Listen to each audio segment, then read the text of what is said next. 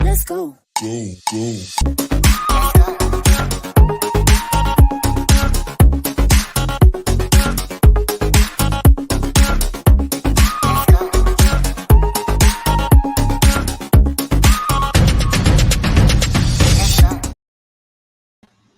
Hey everyone, welcome to Rockhound Talk Live. I am your host, Amber Nicole, and this is my co-host, Ben Korn. Welcome. Hey everyone. So, some interesting events or news that's come out recently. So we will be discussing that here shortly. Ben, how have you been?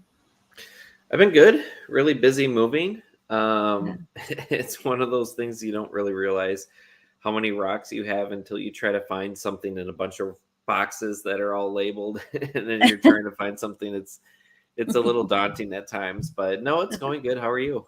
I'm doing well. I'm actually heading out to New York tomorrow. So I'm going to be taking my daughter and nephew, which are two kids that really got me, my daughter got me started, but the two kids that I have taken along with me on most of my rock hounding adventures over the years. So I'm excited to introduce them to some hard rock mining. So it's going to be fun. Nice. Yeah. I see that you finally emptied out your apartment. Yes, I am here in my almost empty apartment. So yeah, I'm sitting at my office right now, which is a big task, but a fun one. So I'm hoping for the next episodes I'll be in an office and I can have nice decorations, and it'll be really nice. I'm really looking forward to having, space for an office, Yeah. rock cleaning stations, all that stuff that you just don't get when you're in an apartment. Yeah, for sure. I'm sure you'll definitely appreciate that. It looks like a Jay Shaw said hi. Welcome to the show, Jay. Glad you could join us tonight. Or not tonight. Gosh, we're so used to doing it at night. I should say today. This is our first This early afternoon. show. Yeah, we're a little bit earlier since we've got international guest on tonight. Yes. So why don't you start with your news that you wanted to share with us? Yeah, I know we like to talk about things that go on in the rock hounding world.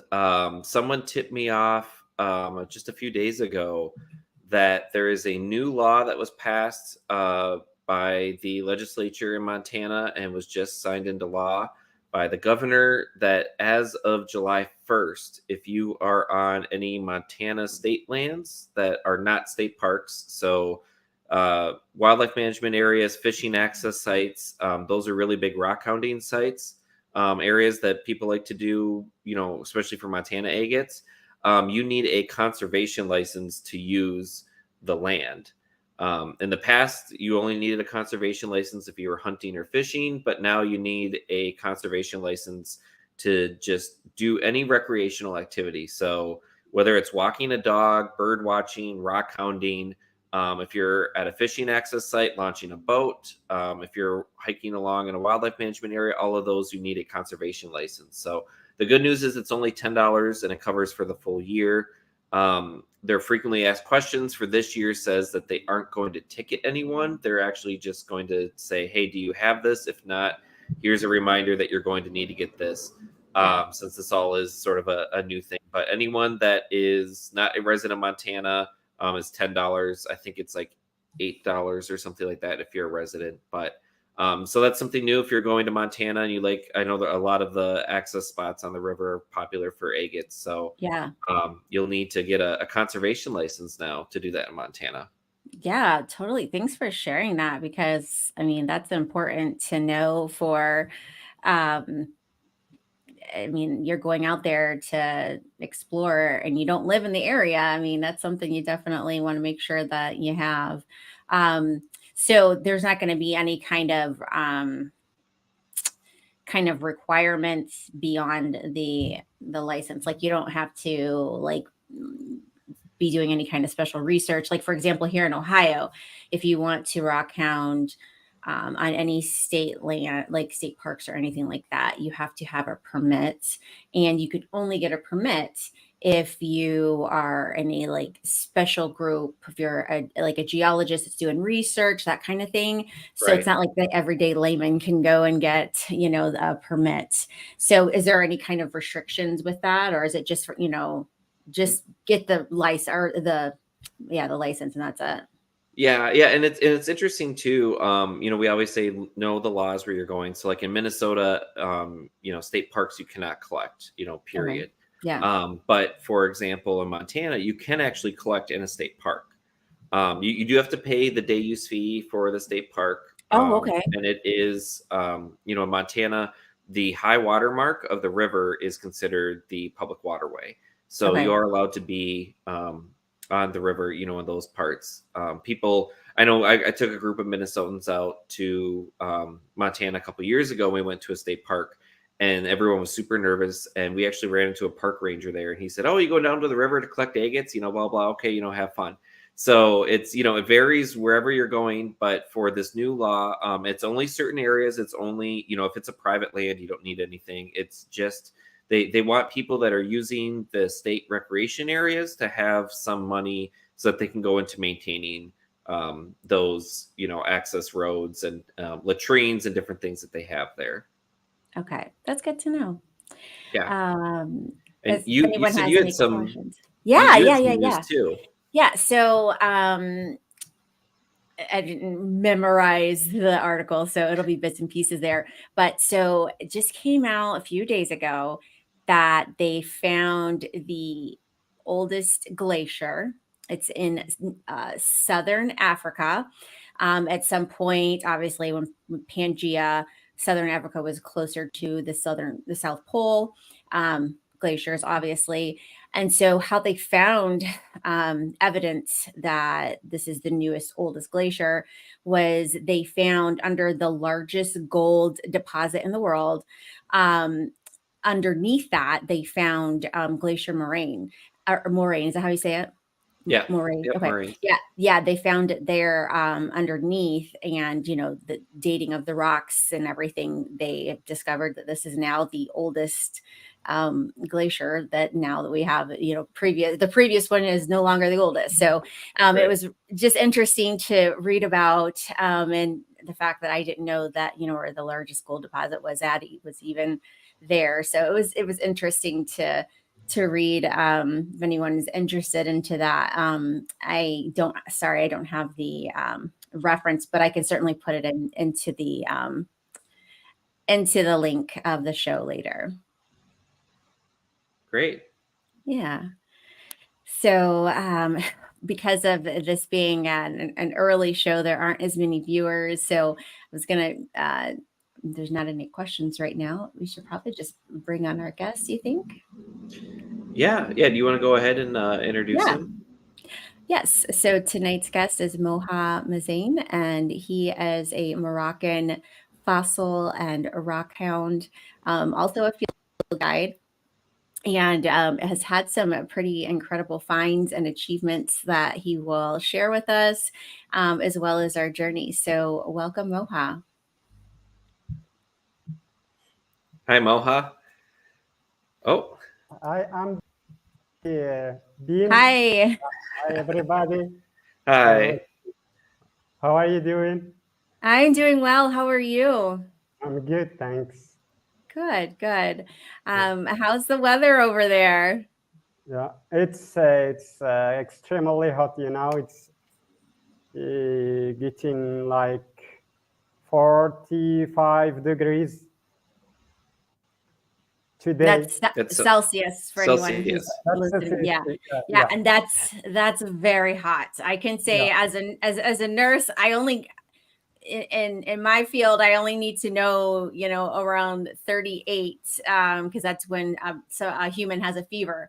So I know 38 is over 100. So if you're at 45, I mean that's got to be really hot. Yes, very, very hot. You can't stay outside during the day. we just work in shade and stay in home all the day until the sunset, and then so we go outside. Yeah. So when I was talking to Moha, we speak with our guest before the show, and I was speaking to Moha the other day.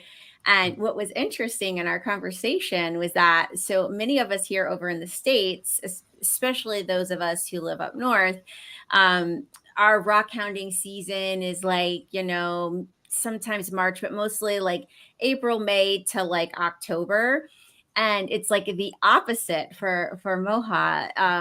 They rock hound in the winter. Well, I don't know if it's really winter for them, but they rock hound in the opposite season as us. And Yeah, like yeah, November, September until March or something. You said. yeah. We account from October until May. Okay.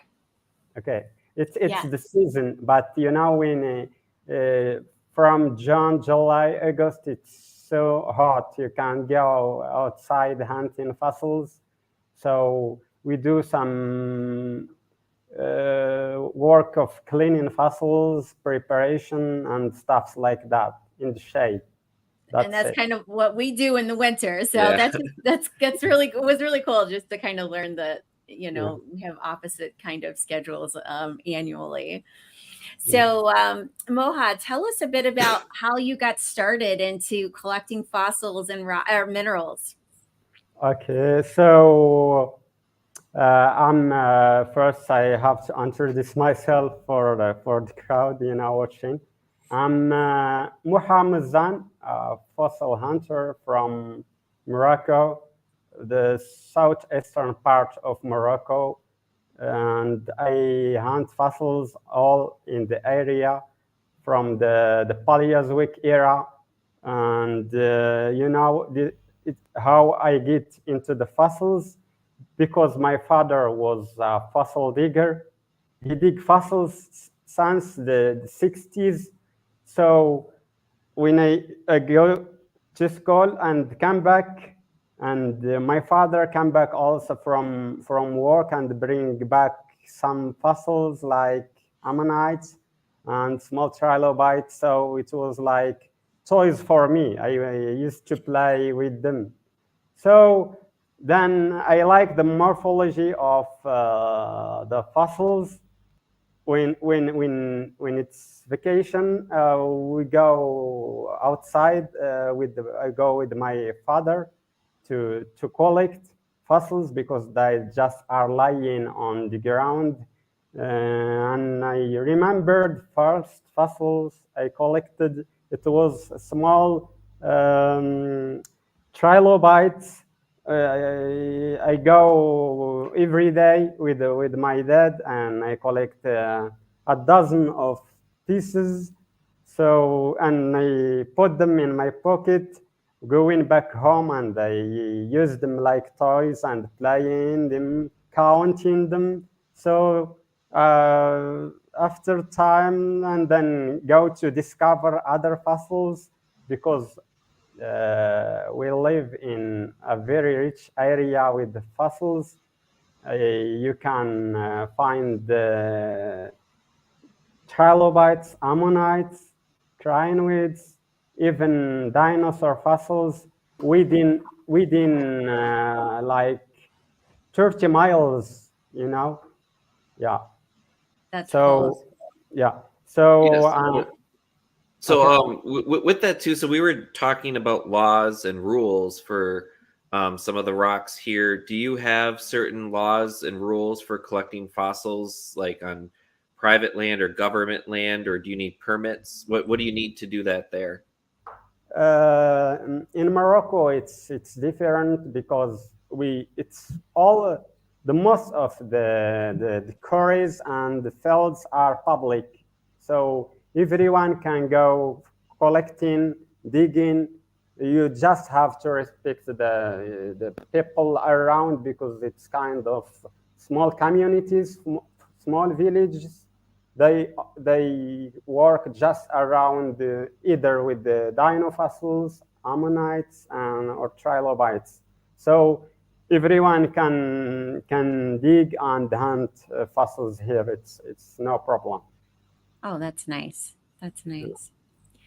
So when you were younger, your father got you into this, and so have you been hunting and collecting since you were younger, or did you have a period where you went away from it and came back, or? Actually, it's when I was child, it's just like I consider them just like toys and to play with them. Okay. Then the passion started by finding more with my father, and when I found something I don't know, because my father he doesn't know too much in fossils, so he knows the very common ones like ammonites and trilobites, and yeah. So me, I do some searches and looking for the books on the internet to learn about the fossils, the names, the species, the ages, and because every fossil is telling us a story. Yeah. Yeah. Yes. Yeah. Nice. And so now, so you started collecting and learning more about them, and now you have gotten to the point where you guide others in the field to find them, and then also you sell some of your specimens as well. So this has become like a full-time job for you. Is that correct? Yes, it's correct. Yeah, I. It's full-time job for me collecting fossils, guiding trips for people who are interested to collect fossils, and I'm selling also my finds in fossils. Yes, that's what I do as a job, and I love it. Yeah. So I'm so curious about your fossil field guiding that you do. How does one get to have that opportunity to, go out and collect with you? Do you have like, a service that you offer like on online, like if somebody's watching this show and they want to come to Morocco and have you as a guide, how would one go about that? So for doing tri- trips of field trips, collecting or digging or just touring, I arrange geological tours for people. It depends always on their interest and time and budget, because there is some people who are uh, interested in such kind of fossils, and there is some people who they just want to discover all the fossils in the area. So for everybody who is interested in going into a tour with me, you can contact me on my website. I Okay. will. Yeah. Nice. Very nice. So what is your favorite find that you have, collected? My favorite finds it was a new shark species I discovered 3 years ago. So it was I didn't even know it's a shark fossils, because it's like divided into like a hundred piece. You don't know Right. the exact fossils. So I collected with the help of a very close friend to me, who is Christian Klug, is a curator at University of Zurich, and I want to thank him very much for helping me to describe these amazing finds that I'm proud of. Yeah. So, So, um, oh, So sorry, go how ahead. did you find out that it was a new species and it wasn't something that anyone's found before? Did okay, they do a like a comparison or a test, or how do you find out that it's new? Actually, it's my friend Christian who find out that by his knowledge, and he's actually has he's a curator in University of Zurich. He does a lot of studies about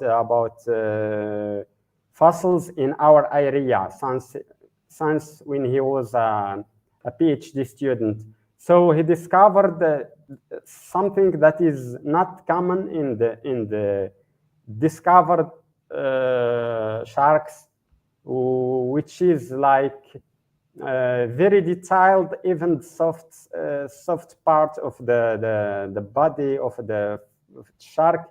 It was well preserved, yeah, and the shark has large nasal. He can smell. That means that he can smell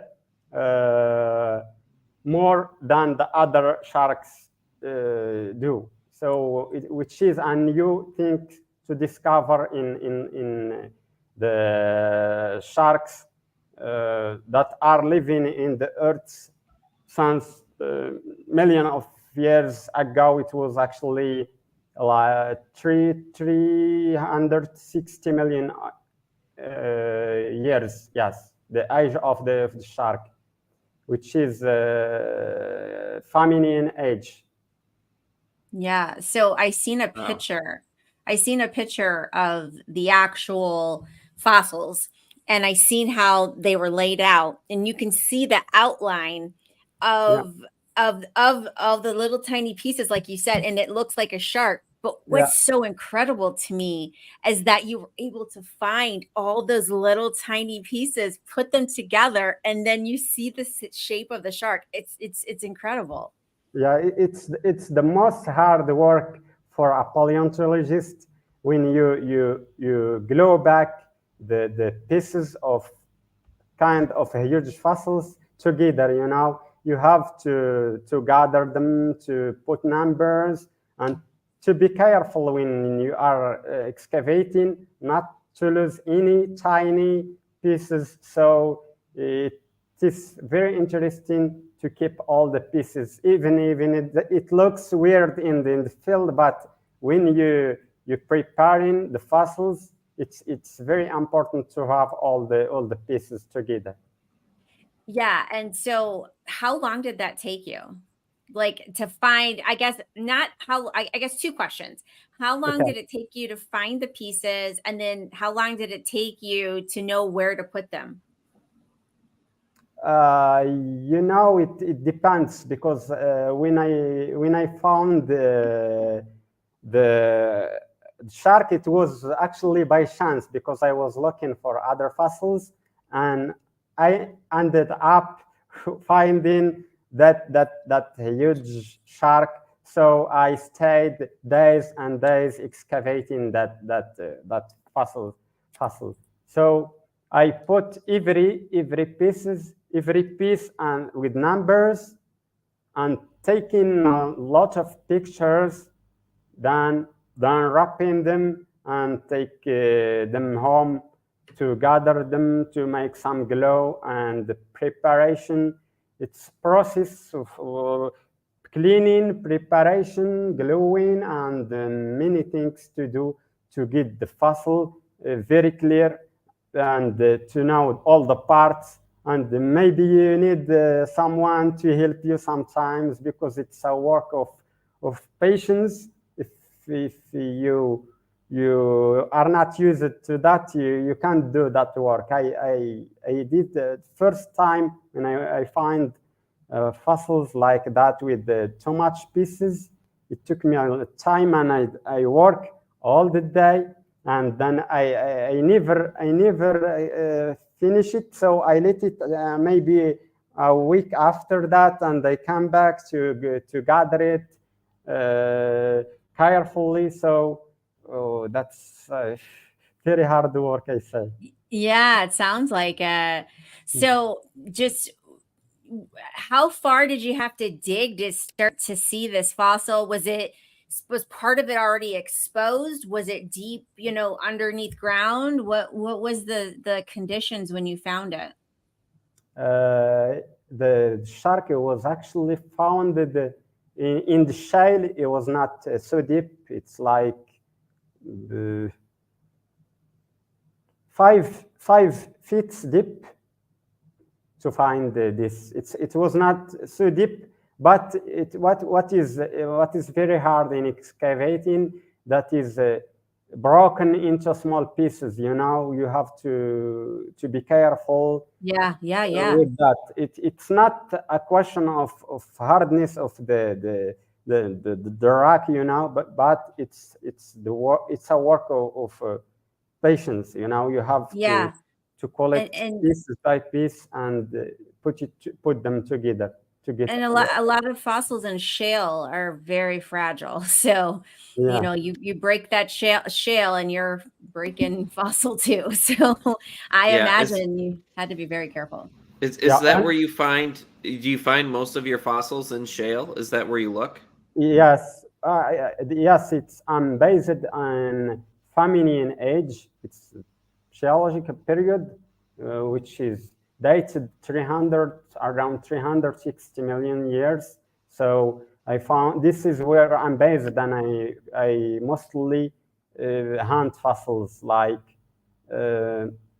crinoids, which is the fossil I was looking for, and I ended up with finding the shark.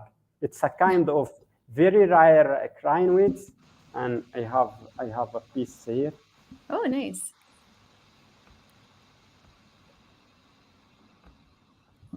Sorry. Oh, yeah. Oh, yeah. And that's a crinoid, right? Yes, that's a crinoid. Yeah. It's the same age as the shark fossil. Yeah. So we had a question actually from Mike. Hi, Mike. Glad you could join us. Could you answer that there? Do you see it there on the screen, the question? Oh yes. The large. Are those large crinoids from Sailorine in your? Yes. It's in my area. Yes, it's different a little bit from the actual crinoid I showed you right now, and it's in my area. It's like 10 miles different between the two different species where we found them. Okay. Yeah. And actually the Scaphocrinids is very common here in Morocco. Is the most common crinoid to find in Morocco. Now, those ones those crinoids that Mike was mentioning, is it from is the period Cerulean or is it Devonian? It's the Scaphocrinids is Silurian period. Oh, Silurian, okay. And this one, which called the Morocco-Crinus, it's Devonian age. The one that you showed us was Devonian. Yes. Okay, gotcha. Very nice. And I found also ammonites, different species of ammonites,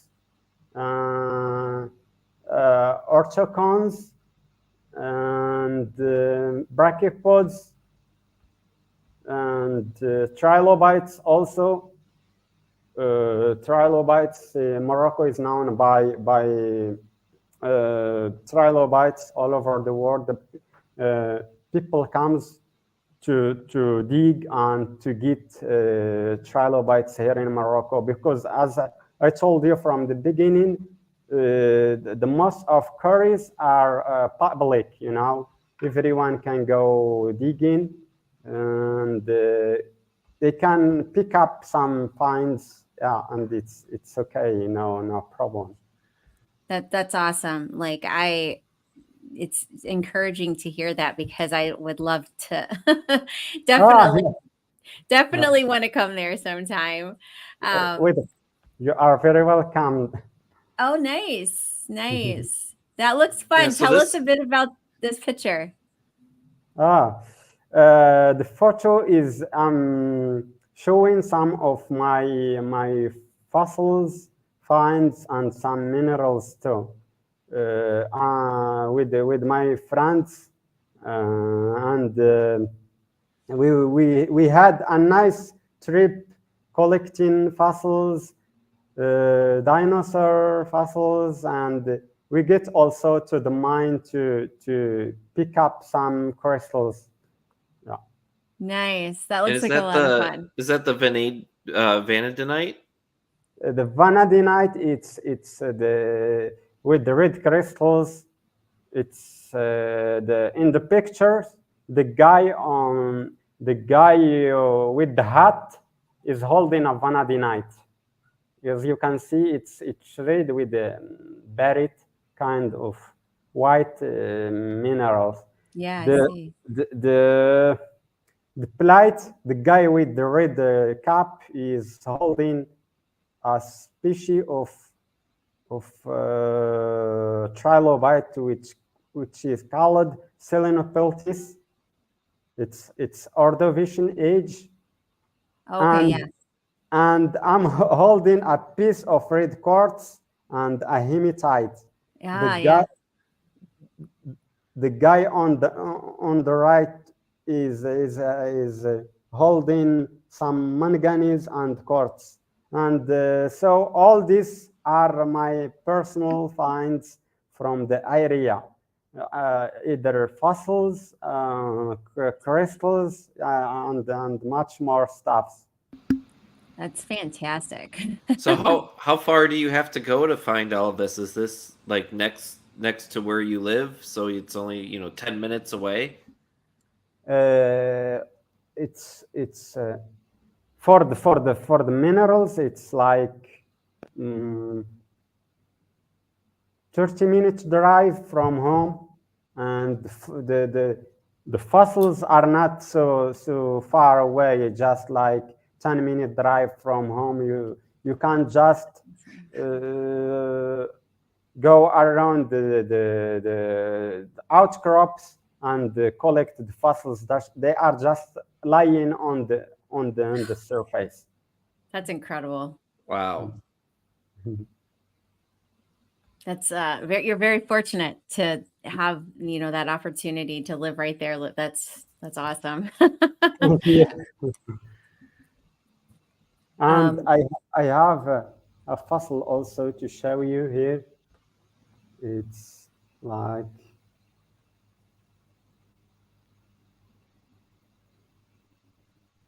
So it's a trilobite. yeah, look at that. Oh boy, look how big that is. That's incredible. Oh my gosh. It's the cleaning is like, is it when you find them? I mean, are they clean like that, or do you have to put a lot of work? no, this one is it's requiring a preparation. It's because it's preserved because it was inside the rock, as you see, with the details, and we can actually find some very preserved one just lying on the surface, because with the weathering they get eroded. So we need to find this. Actually, it's broken. The piece is broken here. It's broken. So Yeah. we need it's broken. We can see the fossil in section. We can see the fossil in section, and then we glue it back together. Then start preparation with the air brazier and sand blaster and stuffs with pneumatic tools. So to get this fossil lamps, actually it takes like, to prepare this one, it takes like 4 hours of preparation. Wow. It's not very hard to prepare because it doesn't have spines. which makes trilobite hard to prepare. And this one, it's not a spiny one, so it's easy to be prepared. So wait a minute. So you're saying 4 hours is an easy clean? Yes. Wow. That's some dedication. So we had a question from Mike here. He was asking if you prepare the fossils on site. I guess kind of on that too. What do you do when you find them? Do you do something to start to prep them when you find them in the field? When we found them in the field, we as I told you, we broke the rock. It's the block, the matrix. We broke it into pieces, and the fossils it's inside. When we see the section of the fossils, then we glue it back together and start preparing it from above. It's like this. You have to remove. To now, because the people here, they know very well the shape of the trilobites and fossils, so they are caring about the details, not to damage the fossils. It's the same process for the Selenopeltis. And do you do that yourself, or do you have a bunch of friends or family that do that as well? From time to time I do preparation, but I mostly have friends. My friend who did the preparation, because you can do hunting and preparing fossils at the same time, because it takes time to stay preparation fossils. So you don't have the chance to go to the field to collect them. But from times, like now in the summer time, because of the heat, I stay home and prepare some of my finds. Yeah. Great. And I will show you more fossils I have here. Yeah.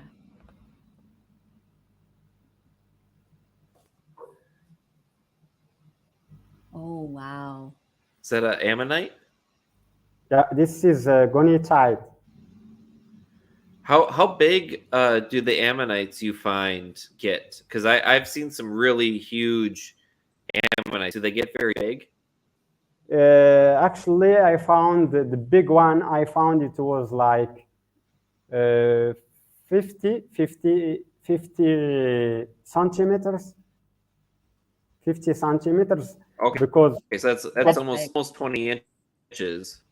Yes, but because in Devonian we don't find the very large ammonites comparing to other periods like Jurassic and Triassic, and we don't find very big ones. But what I like in Devonian is the details and the sutures. You see, the different colors and different sutures.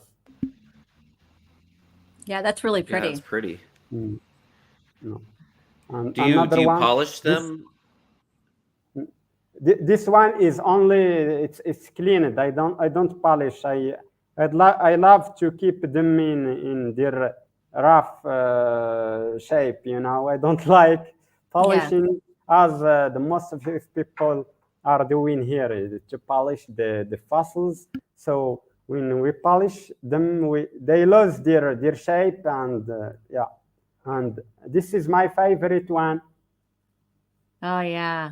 Oh, look at the lines in there. Wow. It's really dark too. Wow. It's mineralized into hematite. Ah. Very cool. That's incredible. Wow. It's exciting. Yeah, and it's very big. This one is very big because I mostly find them in small. They comes always small, like 1 inch, and even less than 1 inch. But this one is my favorite one in shape and in size also. Wow. Do you do any fossil collecting outside of Morocco? No, I never did any fossil collecting. I'm only collecting in Morocco, yeah. And actually in such southeastern part of Morocco, which is very rich with the kind of fossils. Because here, what makes it very easy to find fossils, because there is no vegetations to hide the fossils.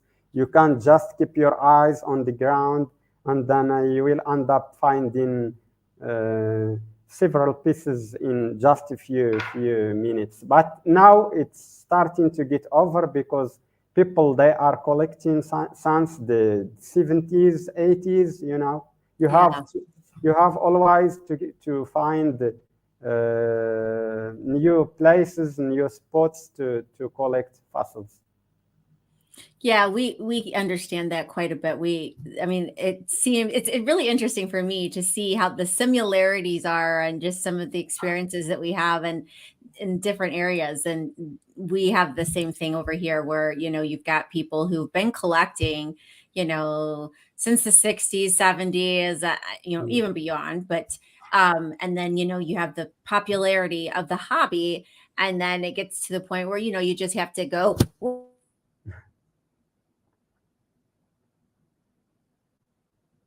Whoops, sorry. You have to go. Yeah. You have to go. And did you hear anything I said? You cut out when whatever I didn't catch ever fell over. Oh, okay, sorry. Yeah, my computer was Okay. full. Okay.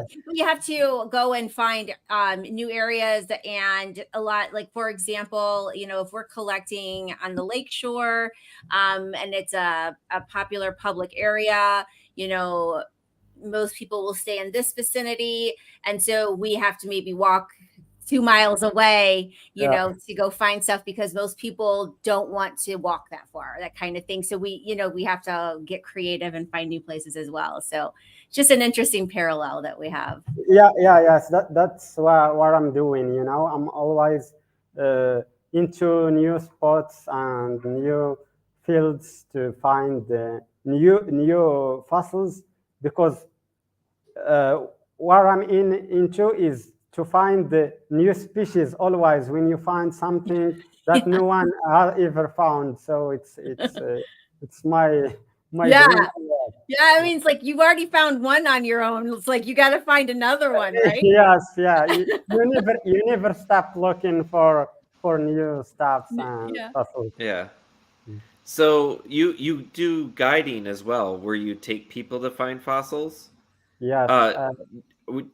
Have you had people from all over the world then come to look for fossils? Yes. They come, people from all over the world, to look for fossils, and I arrange tours for them to go and enjoy what I'm doing, and finding fossils by their own stuffs, and enjoying that. And I'm taking them into the most interesting places to find fossils, because here there is fossil formations in the area. There is a famous formation for dinofossils, which is called the Cam Beds Formation. I don't know if you have ever heard about that, but it's very important place for paleontologists all over the world. They come to find the dinosaur fossils, like the Spinosaur. Have you heard about Spinosaur? No. Mm-mm.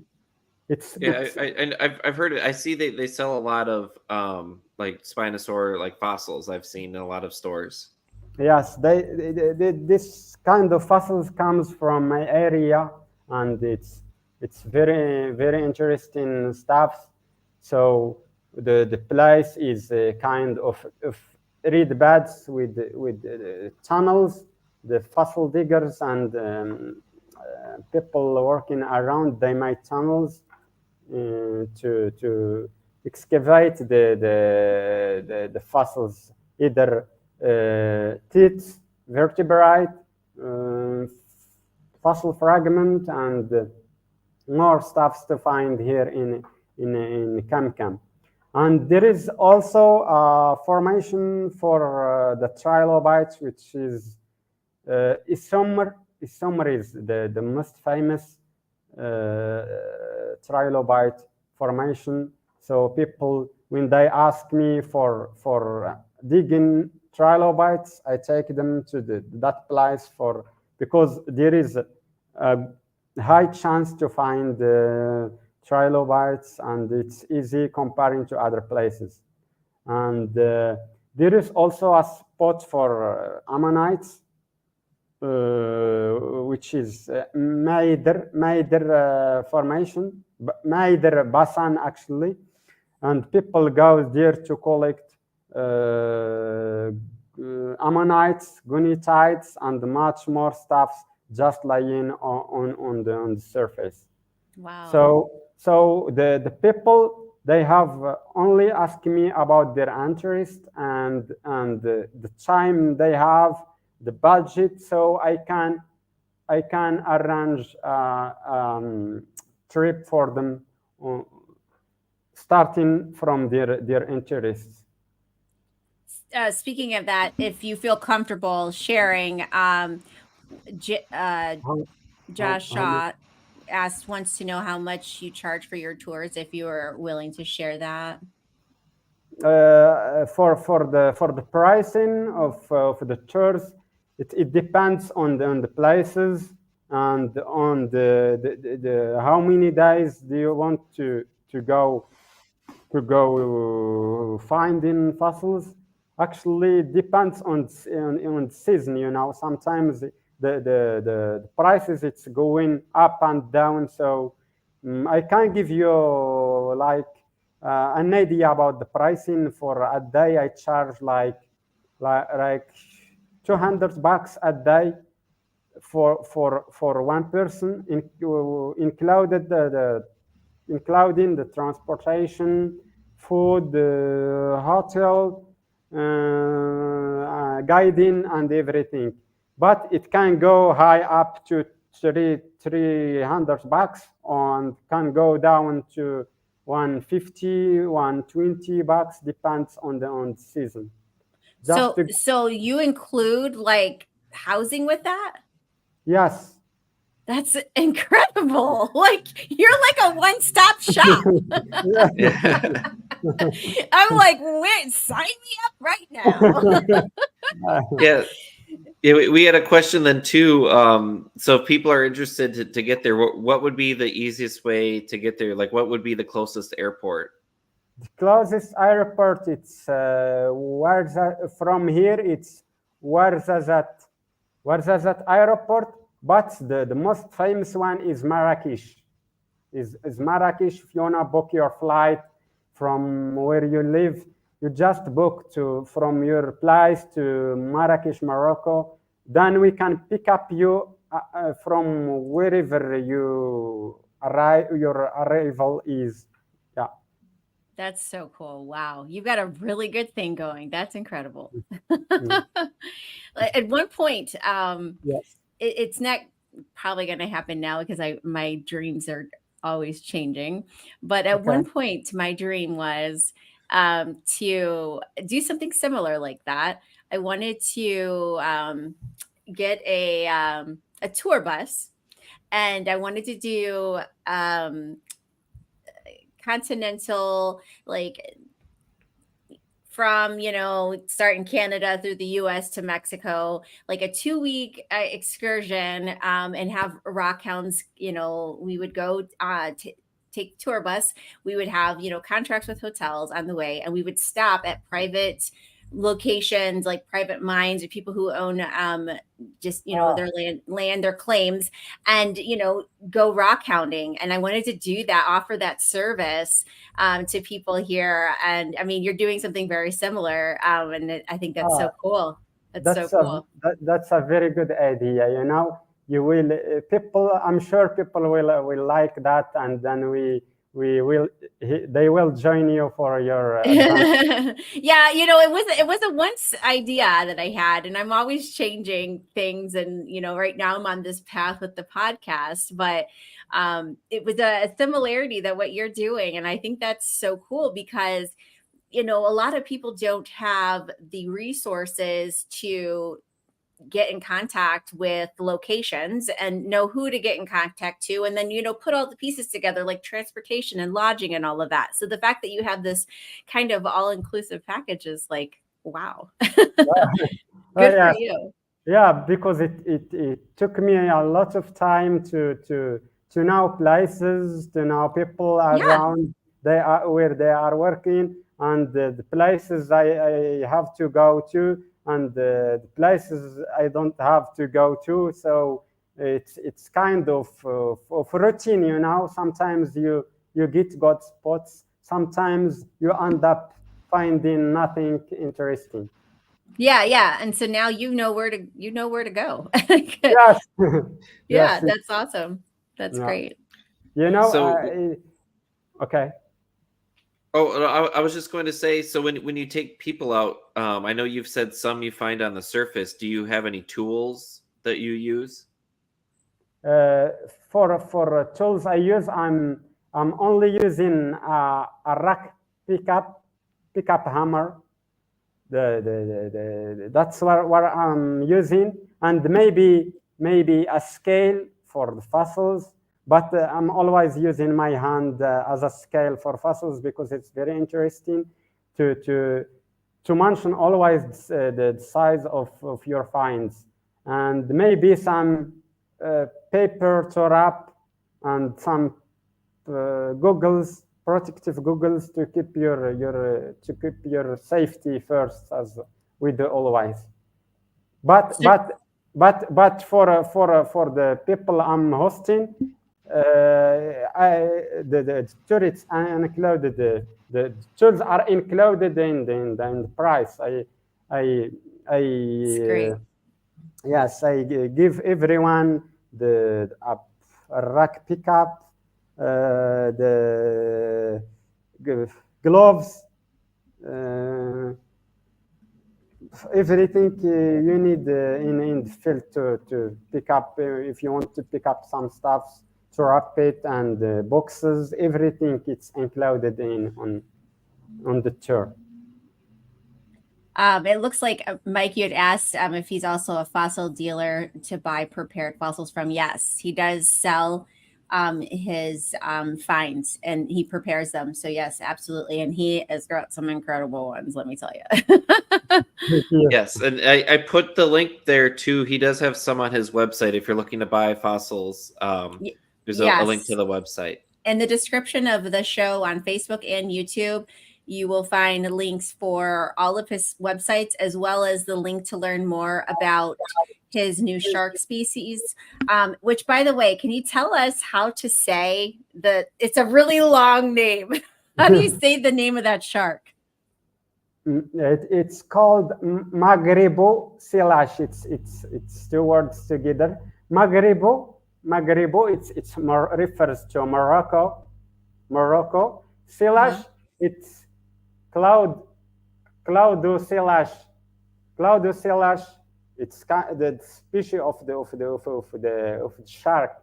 So it's two words together. Maghriboselache Moha Mezane. So Moha Mezane is my name with an I at the end to refer to my name. That's so cool. Oh my gosh. Have people has anyone found any more of your species, or has there only been the one that you found? It's only the one I found, and no one have found any until now. Maybe in the future someone will find it, but I'm very happy to find it, to discover it for the first time. Yeah, the first and only. Like, that's special.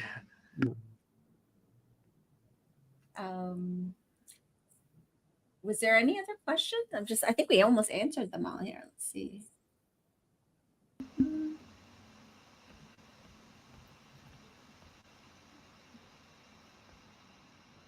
It looks like Mike had asked, and I think we kind of briefly touched this. He says, is there a mountain where the trilobites are found? Sorry? Is there a mountain where the trilobites are found? Like what is the terrain and where you're Oh, finding? okay. Yeah, yes, I will show you.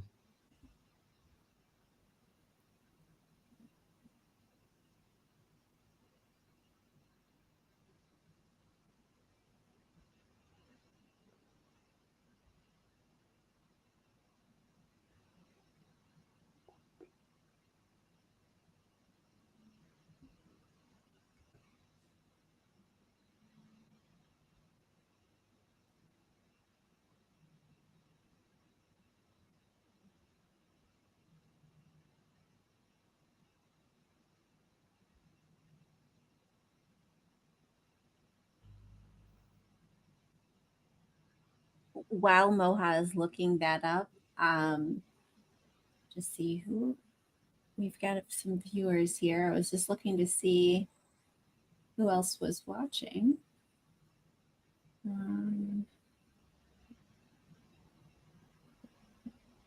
Oh, Mike, do we have a photo?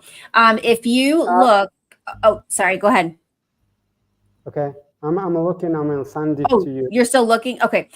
So yes, Mike, if you look in the link of the show, Yeah. I included a an article on this shark species, and there is a photo in there just so that you can see it, Mike.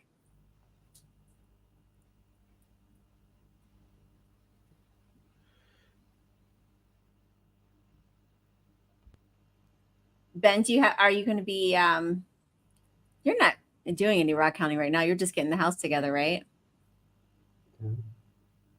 But I'm to see if I can pull up a photo of it right now. My computer's getting a little slow.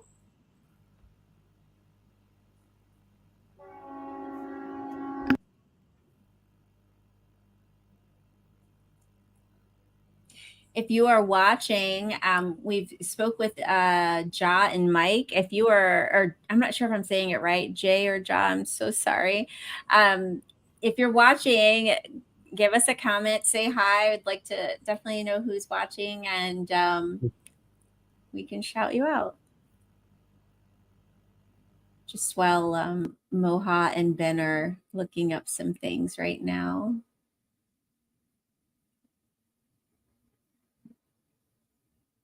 Did you find it, Ben? Oh, is it still going? You know what I noticed? Yep. No, I was gonna say you shaved. I was like, you look so different today. I did. I was like, I kept looking at you, and yeah. I'm like, I'm preparing myself. I'm going to. No, I prepared myself because I'm going to have to go to a oil refinery where I saved off. So I am preparing myself for that. So I was trying to figure out what it was. I just found the article. Let me bring that up right now. Oh yeah, the article. Yeah, it's in our link. Moha, did you find the mountain that you were? Yeah, I'm sending you pictures. Okay.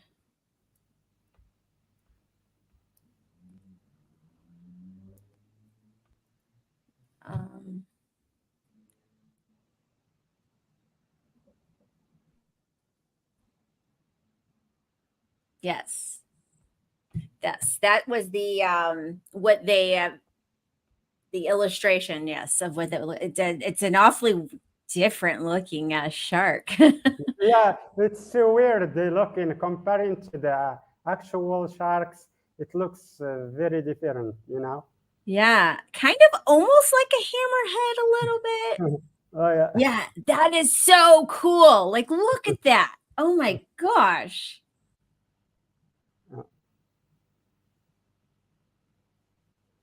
That's really neat. That's like a lifetime find. Wow. That's so cool.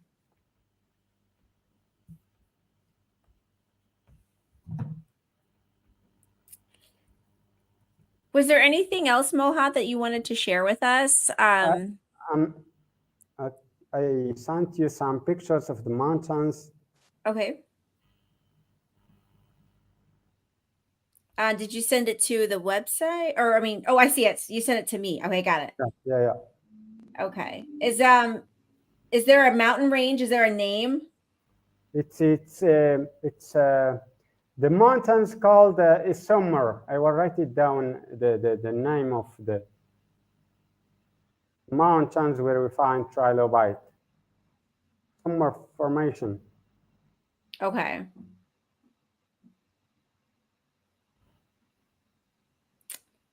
I'm trying to figure out the best way to get this up there.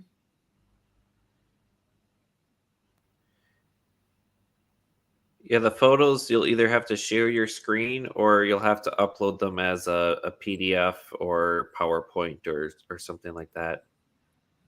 Yeah. I'm going to see if I can get it to come through here. Yeah, I'll drop this link here. This is the article out of the Swiss Journal of Paleontology. If you're interested in looking more, Christian Klug is the lead author of it. There's a bunch of other authors on this, but it's called Broad Snout Cladoselacean with sensory specialization at the base of modern Chondrichthyans. I'm not sure I pronounced any of that right. It's always complicated to pronounce the scientific names of species because it's always like more than 2-3 syllables to find its name of the place. It's mostly the name of the place and the person who discovered it and the family of the fossils, mostly the fossils, how the fossils get the names.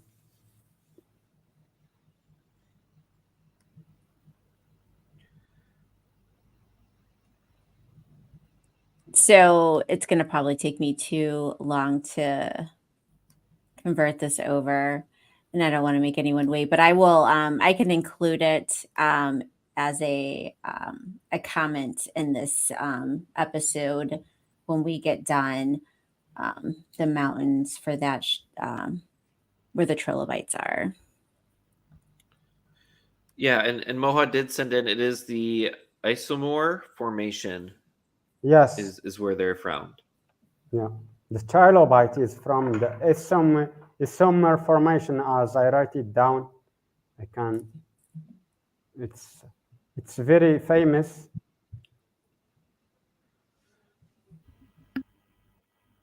I will write it down here so everybody can get it.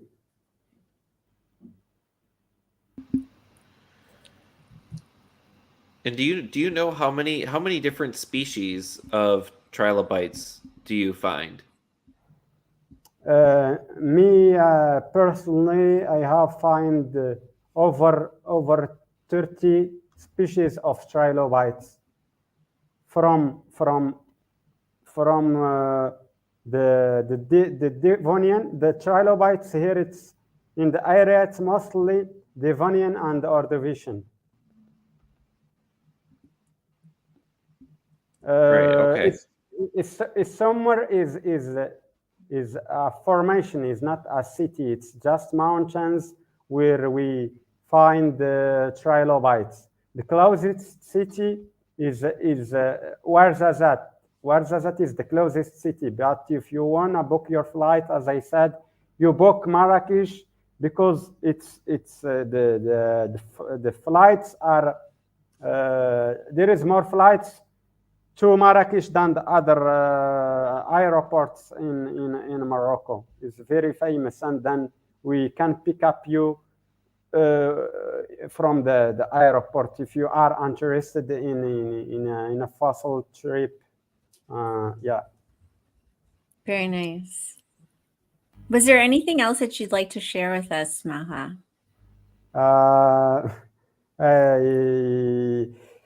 What to share with you is I'm very, very happy to to join you here in the podcast and share my story with you. And I hope everybody likes what I do. And if there is any question or anything about my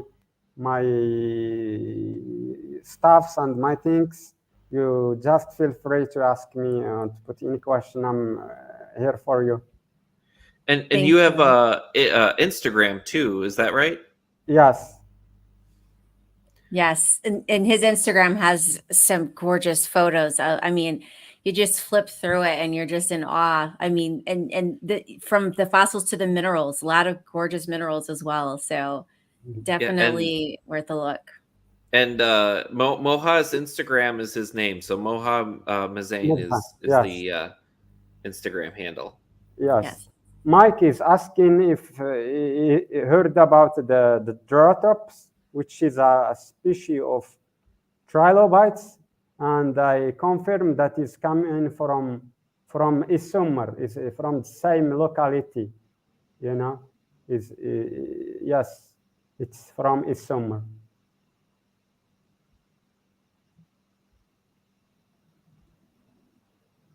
Great.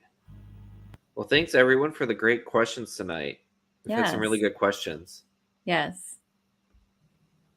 And so we'll go ahead and we'll conclude the show. Thank you, Moha, for joining us. It's been a pleasure.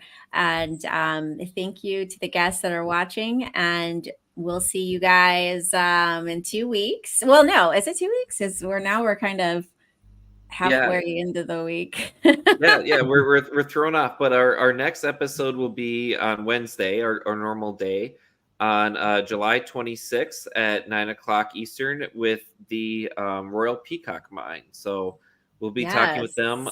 They're located in Nevada in the Virgin Valley. If you don't know where that is, I've actually been there myself, and they have some pretty spectacular pieces that they found there. So we will learn more about how they got started and what they found there on the 26th at 9:00. Yes. So yes. Were you going to say something? I'm very curious to watch the next podcast to see. I'm always into new minerals, new fossils, and new spots. So it's always a pleasure to discover and to watch people digging and collecting different fossils and minerals all over the world. Yes, and thank you. We will conclude with that. Thank you, Moha. I'll see you later. With pleasure. Thank you so much. Have a great. Peace out, everyone. Bye, everyone. Bye.